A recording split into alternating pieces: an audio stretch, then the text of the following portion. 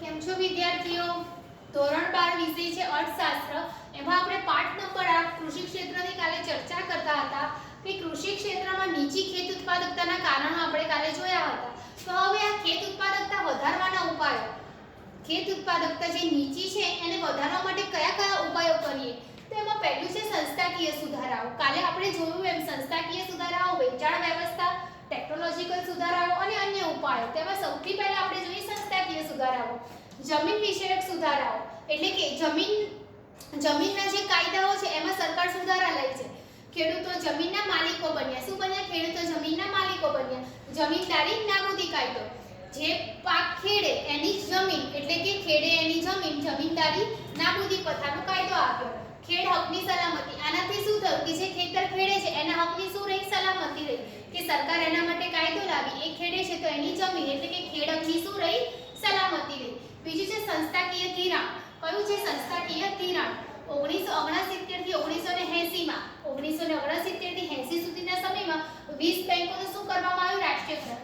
રાષ્ટ્રીયકરણ કરીને શું કરવામાં આવ્યું કે એ રાષ્ટ્રીયકરણમાં બેંકોને શું કરવાનું કીધું કે ખેડૂતો જે ઊંચી સાવકારો પાસેથી ધિરાણ લે છે એ સાવકારો ખેડૂતોનું શું કરે?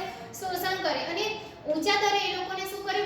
ઊંચા વ્યાજે પૈસા આપે છે. તો એ શું કરવામાં આવ્યું કે બેંકોનું રાષ્ટ્રીયકરણ કરી 1969 થી 80 માં 20 બેંકોનું રાષ્ટ્રીયકરણ કરી અને એ બેંકોને ખાલી કૃષિને જ લોન આપવાની બી વ્યવસ્થા કરવામાં આવી, પણ નીચા દરે, નીચા વ્યાજે. 1982 થી નાબાર્ડની રચના કરવામાં આવી. નાબાર્ડની રચના, નાબાર્ડ એવી સંસ્થા છે જે ખેડૂતોને બધી જાણકારી આપે, કૃષિ ક્ષેત્રે સંશોધન કરે. ખેડૂતો જે માહિતીથી અભાવ છે, જે માહિતી એ લોકોમાં નથી, એ બધી જ માહિતી એ નાબાર્ડની સંસ્થાને આપવાનું કાર્ય કહેવામાં આવ્યું. પ્રાદેશિક ગ્રામીણ બેંકો અને જમીન વિકાસ બેંકોની શું કરવામાં આવી? સ્થાપના કરવામાં આવી. ગામડામાં પહેલા બેંકોનું પ્રમાણ હોતું નહીં, એટલે શું કર્યું કે સરકારે ગામડામાં શું કર્યું? બેંકોનું પ્રમાણ વધારી અને જમીન વિકાસ બેંકો કે જમીનને લગતા કોઈ પણ કામ હોય એ બેંકોમાં જઈને ખેડૂતો આસાનીથી કાર્ય કરી શકે છે. હવે છે કે વેચાણ વ્યવસ્થા. પહેલાના સમયમાં વેચાણ વ્યવસ્થાની વાત કરી હતી કે ટ્રેક્ટર કે ટ્રકના આટલી સુવિધા હતી નહીં, બળદગાડીમાં છે ગામડામાં દૂર બજાર સુધી ખેડૂતોને જવું પડતું. તો હવે શું કરવામાં આવ્યું કે ખેત ઉત્પાદકતા વધારવા માટે એવા ઉપાય કરવામાં કે નિયંત્રિત બજારની વ્યવસ્થા. ખેડૂતો જ્યાં ખેતીનું ઉત્પાદન કરે છે ત્યાં આજુબાજુ જ કોઈ બજાર એ લોકોને મળી રહે, એ લોકોના ગામડામાં જે લોકોને પાકને વેચી શકે એવી નિયંત્રિત બજારની સ્થાપના કરવામાં આવી. ખેત ઉત્પાદકતાની ગુણવત્તામાં AGMR એટલે કે હાઇબ્રિડ સંગ્રહિત કલ્ચર એટલે કે એજી માર્કેટિંગ, એગ્રીકલ્ચર માર્કેટિંગનો શું કરવામાં આવ્યો? વિકાસ કરવામાં. એગ્રીકલ્ચર માર્કેટિંગ એક એવી સંસ્થા છે કે જે રાસાયણિક ખાતરો છે, બિયારણો છે, જંતુનાશક દવાઓ છે, એ બધાનું શું કરે છે? એ બધાને સારી બ્રાન્ડના વેચે છે. એવી એક સંસ્થાને શું કરવામાં આવી? સ્થાપના કરવામાં આવી. કેમ? તો ખેત ઉત્પાદકતાની ગુણવત્તા માટે. ખેત ઉત્પાદકતાની ગુણવત્તા જો સારું રાસાયણિક ખાતર વપરાય, સારા બિયારણ વપરાય તો પાક પણ સારો ઉતરે. આથી એ ખેત ઉત્પાદકતાની ગુણવત્તા સુધારવા એજી માર્કેટની શું કરવામાં આવી? સ્થાપના કરવામાં આવી. રાજ્ય રાષ્ટ્રીય કઠોળ નિગમ એટલે કે રાજ્યએ એવા કઠોળ નિગમની સ્થાપના કરી. રાષ્ટ્રીય કઠોળ નિગમ કે ખેડૂતો જો પોતાનો પાક હોય એ પૂરતા સમયમાં સાચવી ના શકે. સીઝન પહેલા પાક તૈયાર થઈ ગયો, હવે એને સાચવવો હોય તો શું કરવાનું? જો વરસાદ વધુ આવે તો પાકને નુકસાન થાય. આથી સરકારે શું કર્યું કે રાજ્ય સરકારે એવા કઠોળ નિગમો બનાવ્યા. ખેડૂતોને જો ખેત હોય એના ગામડાઓમાં જેવા કઠોળ નિગમ બનાવ્યા કે જેની દેખરેખ સરકાર કરે. સરકાર ભાડું પણ ના લે, પણ ખેડૂતોને એ પાક એનો જે પાક ઉતર્યો છે એને કઠોળ નિગમમાં સાચવવાની શું લે? સલામતી આપે. એવા એક કઠોળ નિગમની સ્થાપના કરવામાં આવી. તળિયાના ભાવ સરકાર દ્વારા નક્કી કરવામાં આવ્યા. તળિયાના ભાવ કાલે કહ્યું કે એમ જ્યારે ઉત્પાદક કરે ત્યારે ભાવ અલગ હોય, જ્યારે ઉત્પાદક બજારમાં વેચવા જાય ત્યારે ભાવ અલગ હોય. હવે ખેડૂત શું કરે? તો એના માટે તળિયાના ભાવ. તમે હમણાં સાંભળ્યું હશે કે મગફળીનો પાક બહુ વધારે થયો હતો. ખેડૂતો બહુ પરેશાન હતા. ઘણા પાકોને વરસાદ આવવાથી નુકસાન થયું હતું, પાક ઉતરી ગયો હતો. હવે શું કરવાનું? તો સરકારે મગફળીને તળિયાના ભાવે એટલે કે સરકાર 1000 રૂપિયા નક્કી કરે તો દરેક વેપારીએ 1000 રૂપિયાના ભાવે જ મગફળીની શું કરવાની? ખરીદી કરવાની.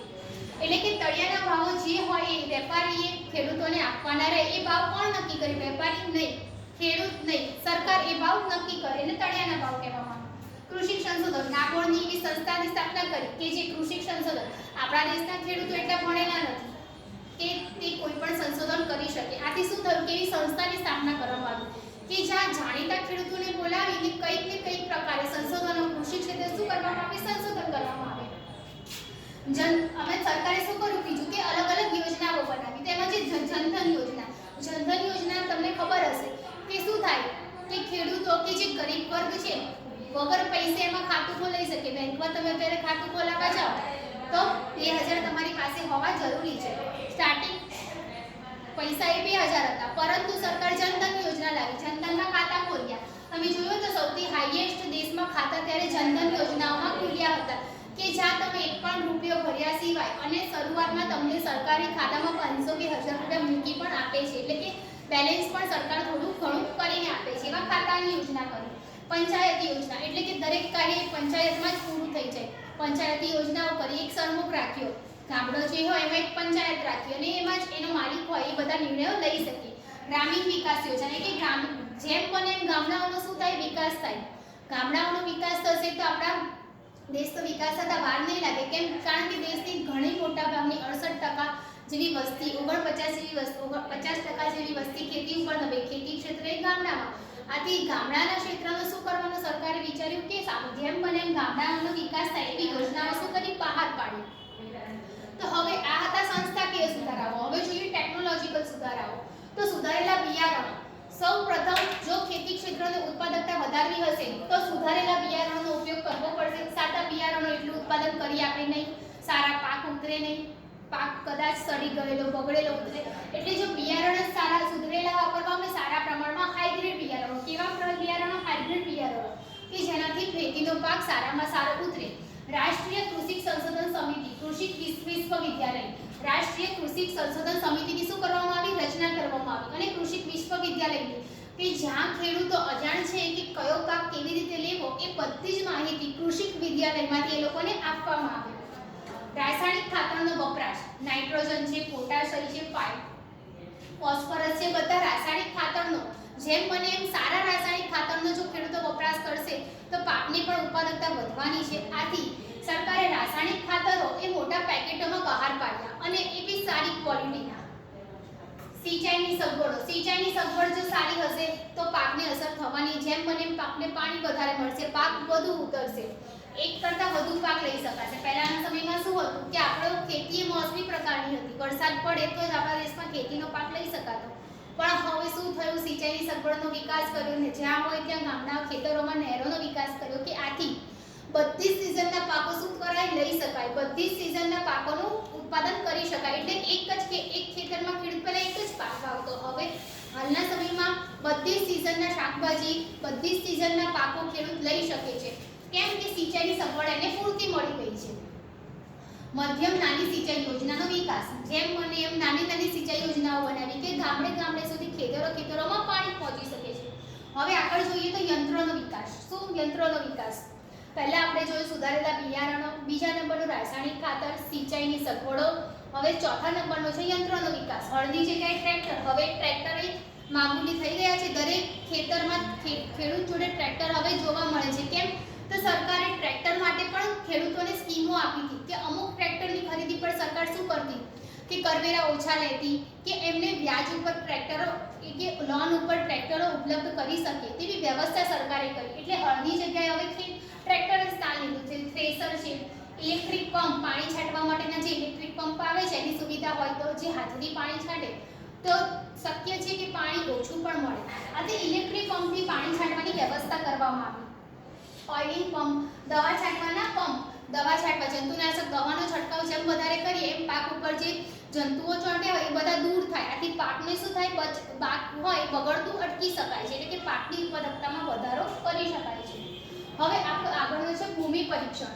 સરકારે શું કર્યું કે ભૂમિ પરીક્ષણ કર્યું. ભૂમિ પરીક્ષણ એટલે કે જમીનની ગુણવત્તાની ચકાસણી.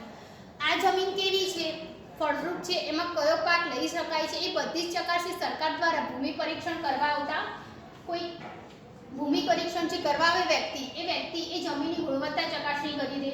આ જમીનમાં કયા ખૂટતા પોષક તત્વો છે તેની પણ માહિતી ખેડૂતોને આપી શકે છે. જમીનમાં છંટકાવ કરી શકે છે. એ જે પોષક તત્વો જમીનમાં નથી, ધારો કે નાઇટ્રોજન છે, ફોસ્ફરસ છે, તે બધા જ પોષક તત્વોનો પંપથી એ લોકો જે વ્યક્તિઓ આવે એ લોકો કંપનીમાંથી બોલાવે ખેડૂત, એ વ્યક્તિ ખેડૂતને જમીનની ચકાસણી કરી દે, બધી માહિતી આપે અને આ જમીનમાં કયા પોષક તત્વો ઉમેરવાથી કયો પાક સારો લઈ શકાય એ બધી જ માહિતી ખેડૂતને આપી શકે છે. હવે બીજા અન્ય ઉપાયો જોઈએ તો ખેડૂતો શિક્ષિત. સૌ પ્રથમ તો આપણા દેશના ખેડૂતોને શિક્ષિત બનાવવા જોઈએ કે નાનીમાં નાની યોજના, ટેકાના ભાવો, પાકના શું ભાવો ચાલે છે એની માહિતી હોવી જોઈએ. સરકાર કઈ કઈ યોજનાઓ બહાર પાડી છે ખેતીને લગતી બધી જ યોજનાઓ ખેડૂતોને હોવી જોઈએ.